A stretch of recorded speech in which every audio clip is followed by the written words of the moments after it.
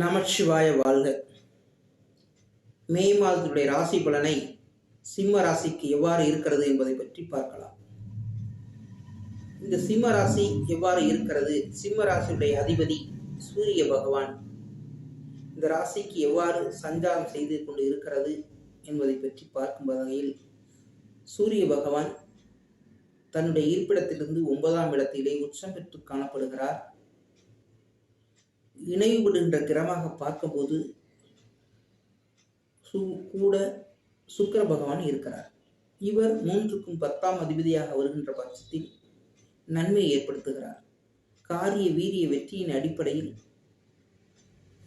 தன்னுடைய செயலாக்கத்தில் வெற்றி பேணக்கூடிய அமைப்பை இவர் பெறுகிறார். இந்த மாதத்தினுடைய கிரக நிலைகள் எவ்வாறு இருக்கிறது என்பதை பற்றி பார்க்கலாம். கன்னி ராசியிலே கேது பகவான் இடம்பெறுகிறார். கும்பராசியில் சனி பகவான் ஆட்சி பெற்றும் காணப்படுகிறார். ராசிக்கு 8ஆம் ராசியில் செவ்வாய் பகவான், ராகு பகவான், புதன் பகவான் இடம்பெற்று காணப்படுகிறது. ராசிக்கு 9ஆம் ராசியில் சூரிய பகவானும் சுக்கிரன் பகவானும் இடம்பெற்று காணப்படுகிறது. 10ஆம் ராசியில் குரு பகவான் இடம்பெறுகிறார். இந்த ராசியின் அடிப்படையில் பார்த்தாகிவிட்டது கிரக அடைவுகளை. இதனுடைய வலிமை எவ்வாறு இருக்கிறது? சனி பகவான் ஆட்சி பெற்று காணப்படுகிறார். அதன் வகையில் இந்த மாதத்தில் இந்த சிம்ம ராசிக்காரர்களுக்கு பார்வையின் அடிப்படையில் காரிய வெற்றியை ஏற்படுத்துகின்ற அமைப்பையும், குரு பகவானுடைய ஆட்சியினாலும் நன்மைகள் தீமைகளை நன்மையாக்கி செயலாக்கத்தை கொண்டு வருகின்ற தன்மை இந்த ராசிக்கு இருக்கிறது. இந்த ராசிநாதன் மிகவும் அற்புதமாக இந்த மே மாதம் பார்க்கப்படுகிறது. பார்க்கப்படுகின்ற வகையில் சூரிய பகவான் இவ்வாறாக காணப்படுகிறார். அடுத்ததாக பார்வை இந்த மாதத்திற்கு இவ்வாறு விழுகிறது. சிம்ம ராசிக்கு 10ஆம் வீட்டிலே இருக்கக்கூடிய குரு பகவான் தன்னுடைய 2ஆம் வீட்டை பார்க்கிறார். 2ஆம் வீடு என்ன என்பதை பார்க்கும் பட்சத்தில் அங்கு குடும்பஸ்தானமாக வருகிறது, வாக்குஸ்தானமாக வருகிறது, தனஸ்தானமாக வருகிறது. அந்த வகையில் நன்மை ஏற்படுத்துகிறார். அடுத்ததாக 7ஆம் பார்வையாக மாத்துர்ஸ்தானம் என்று சொல்லக்கூடிய ஸ்தானமும், முதலீடு ஸ்தானம் என்று சொல்லக்கூடிய ஸ்தானமும், சுகஸ்தானம் என்று சொல்லக்கூடிய ஸ்தானமும் அந்த ஸ்தானமாக வருகின்ற பட்சத்தில் பார்வையை செலுத்துகின்ற குரு பகவான் நன்மையை ஏற்படுத்துகிறார். அடுத்த வகையில் அது மட்டும் அல்லாமல் சனி பகவான் அங்கு பார்வையை செலுத்துகிறார். அந்த பார்வையின் அடிப்படையில் தன்மை இவ்வாறாக மாறுகிறது. நன்மையும் தீமையும் கலந்த காணப்படுகின்ற காலம் குரு பகவானால் மங்களமாக மாறப்பெற்று செயலாகத்தை செய்யக்கூடிய ஆக்கம் அங்கு நிலை பெறுகிறது. அடுத்ததாக 10ஆம் வீடு, அதாவது 6ஆம் வீடு. 6ஆம் வீட்டை குரு பகவான் பார்க்கும் பொழுது நன்மையாகவே பார்க்கப்படுகிறது. எவ்வாறு? அங்கு குணஸ்தானமாக வரக்கூடிய ஸ்தானம், வம்பு வழக்கு சண்டை என்கின்ற ஸ்தானத்தை குரு பகவான் பார்க்கும் பட்சத்தில் அங்கு தீமைகளை வரக்கூடிய தீமைகளை தடுத்து நன்மைகளை ஏற்படுத்தக்கூடிய காலமாக பார்க்கப்படுகிறது. பார்க்கப்படுகின்ற ஸ்தானம் மிகவும் அற்புதமாக நிலையை பெற்றிருக்கிறது. அடுத்ததாக இந்த யோகங்கள் எவ்வாறாக செயல்படுகிறது? அடுத்தது இது மாதிரி அடைவுகள் அடைவுகள் வகையில் தீமைகள், கிரகத்தினுடைய தீமைகள் என்ற வரிசையில் சனி பகவானுக்கும் சூரிய பகவானுக்கு இடையில் கத்திரி யோகம் என்று சொல்லக்கூடிய யோக வகையில் சூரியன், ராகு பகவான், புதன் பகவான் இணை பெற்று காணப்படுகிறது. அந்த வகையில் இவர்கள் தீமையை பெறுகிறார்கள். இணை பெறுகின்ற அமைப்பின் அடிப்படையிலும் பார்வையின் அடிப்படையும் இவ்வொரு மாற்றப்படுகிற நிலைமை அங்கு ஏற்படும். சரி, எவ்வாறு வருகிறது என்பதை பற்றி இப்ப பார்ப்போம். ராசிக்கு சூரிய பகவான் தன்னுடைய இருப்பிடத்திலிருந்து 9ஆம் வீட்டிலே இருக்கும் பட்சத்தில் உச்சம் பெற்று காணப்படுவதனாலும் அங்கே 3ஆம் அதிபதியும் 10ஆம் அதிபதியும் உடன் இணையும் பொழுது காரிய வீரிய வெற்றியை நிலைநாட்டுகின்ற தன்மை இந்த ராசிக்கு இந்த மாதத்தில் இருக்கிறது. அந்த வீட்டின் அதிபதி, அந்த சூரிய பகவான் இருக்கின்ற வீட்டின் அதிபதி செவ்வாய் பகவான் குரு வீட்டிலே அங்கம் பெறுவதனாலும் அந்த வீட்டு அதிபதி அந்த ராசிக்கு 11ஆம் வீடாக வருவதனாலும் அந்த ராசியினுடைய அதிபதி குரு பகவான் ரிஷபத்திலே இருக்கிறார். அந்த ரிஷபத்திலிருந்து செவ்வாய் பகவான் இருக்கின்ற வீடு 11ஆம் வீடாக வருகிறது. அந்த வகையில் இந்த ராசியினுடைய நாதனுக்கு வலிமையை கூட்டக்கூடிய அமைப்பு அங்கே இருக்கிறது. அந்த வகையில் இந்த சிம்ம ராசி இந்த மாதத்தில் மிகவும் அற்புதமான காலமாக பார்க்கப்படுகிறது. 2ஆம் வீடு, இந்த 2ஆம் வீடு என்று சொன்னால் குரு பார்வை பெறுகிறார்.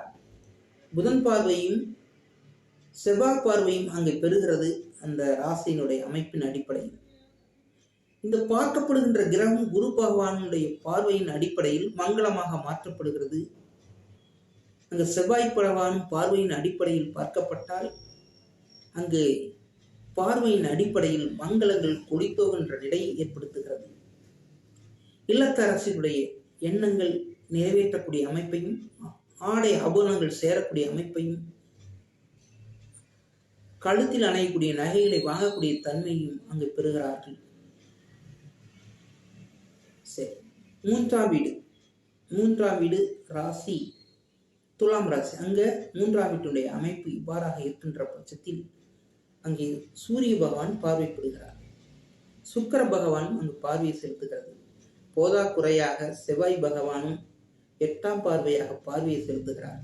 இந்த பார்வையின் அடிப்படையில் திரிகோணத்தின் ஸ்தானத்தின் வலிமையின் அடிப்படையிலும் காரியத்தை ஏற்படுத்தக்கூடிய அமைப்பாக பார்க்கப்படுகிறது. அந்த வகையில் செவ்வாய் பகவானும் பார்வையை செலுத்துவதனாலும் 3ஆம் இடம் என்று சொல்லக்கூடிய காரிய வீரிய வெற்றி சகோதர ஸ்தானத்தின் வகையில் நன்மை ஏற்படுத்தப்படக்கூடிய காலமாக பார்க்கப்படுகிறது. 4ஆம் வீடு என்று வரும் பட்சத்தில் மாத்ருஸ்தானத்தினுடைய வகையில் முதலீடு ஸ்தானம் என்ற வகையில் சுகஸ்தானம் என்ற வகையில் நன்மையை பெறுகிறார். எவ்வாறு? அங்கே குரு பகவான் பார்வை தன்னுடைய பார்வையினால் ஏற்படுகின்ற தீமையை போக்கி நன்மையை ஏற்படுத்துகின்ற காலமாக பார்க்கப்படுகிறது. அந்த வகையில் சனி பகவான் அங்கு 10ஆம் பார்வையை பார்த்தாலும் பார்வையின் அங்கே நிமித்தமாக அந்த செவ்வாய் பகவான் குரு பகவான் வீட்டிலே இருக்கும் பட்சத்தில் நன்மையாக பார்க்கப்படுகிறது. 5ஆம் வீடு என்று சொல்லக்கூடிய வீடு தனுசு வீடு. அந்த தனுசு வீட்டின் அடிப்படையில் அந்த வீட்டின் அதிபதி குரு பகவான் தன்னுடைய இருப்பிடத்திலிருந்து 6ஆம் வீட்டில் இருக்கும் பட்சத்திலும் கூட அந்த குழந்தைகள் வகையில் அவர்கள் அந்த 6ஆம் வீடு என்று அந்த இருக்கின்ற இடத்திற்கு 6ஆம் வீடாக வருகின்ற வகையால் இவர்கள் கடன் வாங்கி குதூகலமான இருக்கக்கூடிய அமைப்பை ஏற்படுத்துகின்ற காலமாக பார்க்கப்படுகிறது. ஏன்? 5ஆம் வீட்டினுடைய இருப்பிடத்திலிருந்து 6ஆம் வீட்டிற்கு செல்வதனால் கடனை ஏற்படுத்துகிறது. கடனை ஏற்படுத்தி இந்த ஜாதகருடைய குழந்தைகள் நன்மைகளை பெறுகிறார்கள், உல்லாச பயணங்களை மேற்கொள்கிறார்கள். அந்த வகையில் நன்மை ஏற்படுகிறது. ராசிக்கு 6ஆம் வீடு என்று பார்க்கப்படுகின்ற வீடு மகர வீடு. மகர வீட்டை குரு பகவான் 9ஆம் பார்வையாக பார்க்கின்ற பட்சத்திலும் ராசிக்கு கடனை ஏற்படுத்தி குடும்பத்தின் நன்மை ஏற்படுத்துகின்ற காலமாக பார்க்கப்படுகிறது. 8ஆம், அதாவது சமசத்துவமாக பார்க்கக்கூடிய 7ஆம் வீடு, அங்கு 7ஆம் வீட்டிலே சனி பகவான் ஆட்சி பெற்று காணப்படுவதனாலும் காணப்படுகின்ற ராசி பகவான் மிகவும் வலிமை பெற்று காணப்படுவதனால் திருமணம் போன்ற வகைகளில் இந்த ராசிக்காரர்களுக்கு நன்மை ஏற்படுத்துகின்ற காலமாக பார்க்கப்படுகிறது. திருமண வயது உள்ளவர்களுக்கு தருணத்தை தரக்கூடிய அமைப்பாக பார்க்கப்படுகிறது. 7ஆம் வீட்டிலே திக்பலத்தை பெறுகின்றார் சனி பகவான். அந்த வகையில் மிகவும் அற்புதமான காலமாக பார்க்கப்படுகிறது. அந்த வகையில் செவ்வாய் பகவான் 8ஆம் வீட்டிலே அங்க வகுக்கின்ற காலமாக பார்க்கப்பட்டாலும் ராகு பகவானும் புதன் பகவானை இணைவது இந்த ராசிக்கு ஒரு வகையில் தீமையான காலமாக இருக்கும் பட்சத்திலும் கூட குரு வீடாக வருவதால் நன்மையாகவே பார்க்கப்படுகிறது. அங்கே அதிர்ஷ்டத்தை அள்ளித்தரக்கூடிய காலமாக பார்க்கப்படுகிறது. ஏனென்றால் அந்த குரு பகவான் அந்த இருப்பிடத்தின் 3ஆம் இடத்திலும் அந்த ராசிக்கு 11ஆம் இடத்தில் இருப்பதினாலும் அதிர்ஷ்டத்தையும் தரக்கூடிய பார்வையாக பார்க்கப்படுகிறது. தன்னுடைய 9ஆம் இடத்திலே சூரிய பகவான் உச்சம் பெற்று காணப்படுவதனாலும் சுக்கிர பகவான் இணை பெற்று காணப்படுவதனாலும் பாக்கியங்கள் கிடைக்கக்கூடிய அமைப்பை இந்த ராசிக்காரர்கள் பெறுகிறார்கள். ஆகிய அந்த வகையில் மிகவும் அற்புதமான காலம், அரசு சார்ந்த வகையிலும் நன்மை ஏற்படுத்துகின்ற காலமாக பார்க்கப்படுகிறது. அடுத்ததாக 10ஆம் வீடு என்ற வகையில் குரு பகவான் அங்கே இடம்பெற்று காரிய வீரிய வெற்றியையும் மிகவும் அற்புதமான மங்கள காரகத்தை தோற்றுவிக்கக்கூடிய காலமாக பார்க்கப்படுகிறது இந்த சிம்ம ராசிக்கு. அடுத்த வகையில் 11ஆம் வீடு மிதுன வீடாக வருகின்றது. இந்த மிதுன வீட்டின் அடிப்படை புதன் பகவான் நீச்சம் பெற்று காணப்பட்டாலும் குரு வீடாக வருகின்ற வகையில் குருவுக்கு அந்த வீடு 2ஆம் வீடாக வருகின்றது. அந்த வகையில் மிகவும் அற்புதமான காலம், அதாவது செலவினத்தை பெற்று நன்மையை பெறக்கூடிய ஒரு அமைப்பை பெறுகிறார். அந்த வகையில் இந்த மாதத்தினுடைய அடிப்படையில் பார்க்கப்படுகின்ற பொழுது இந்த ராசிக்கு, அதாவது சிம்ம ராசிக்கு மிகவும் உன்னதமான காலமாக பார்க்கப்படுகிறது. அடுத்தது 12ஆம் வீடு. இந்த 12ஆம் வீடு அந்த ராசி கடக ராசியாக வருகின்ற வகையில் 12 வீடுகளையும் 27 நட்சத்திரங்களையும் சஞ்சாரம் செய்கின்ற காலமாக இந்த மாதத்தில் பார்க்கப்பட்டாலும் அந்த பார்வையின் அடிப்படையில் செல்லுகின்ற 12 வீடுகளையும் 27 நட்சத்திரங்களையும் சஞ்சாரம் செய்கின்ற வகையில் நன்மையும் தீமையும் கலந்த காணப்பட்டாலும் கூட பொதுவாக பார்க்கப்படுகின்ற பார்வையின் அடிப்படையில் அவர் நல்ல விதமாகவே இந்த மாதம் இருக்கிறது பொதுவாகவே. அந்த வகையில் இந்த சிம்ம ராசி இந்த மாதத்திற்கு மிகவும் அற்புதமான காலமாக பார்க்கப்படுகின்றது. ஆகவே இந்த மாதம் பொற்காலமாக பார்க்கப்படுகிறது. நமச்சிவாய வாழ்க. அஸ்ட்ரோ குரல் டிவியை சப்ஸ்கிரைப் செய்யாதவர் சப்ஸ்கிரைப் செய்து கொள்ளுங்கள். நண்பர்களுக்கும் உறவினர்களுக்கும் தெரியப்படுத்துங்கள். நீங்கள் மட்டும் நன்மையை பெற்றால் பற்றாது. அந்த வகையில் உணர்வினரும் நண்பர்களும் நன்மையை பெறட்டும். அப்படி இறைவனை வணங்கி பிரார்த்திக்கின்றேன். நமச்சிவாய வாழ்க.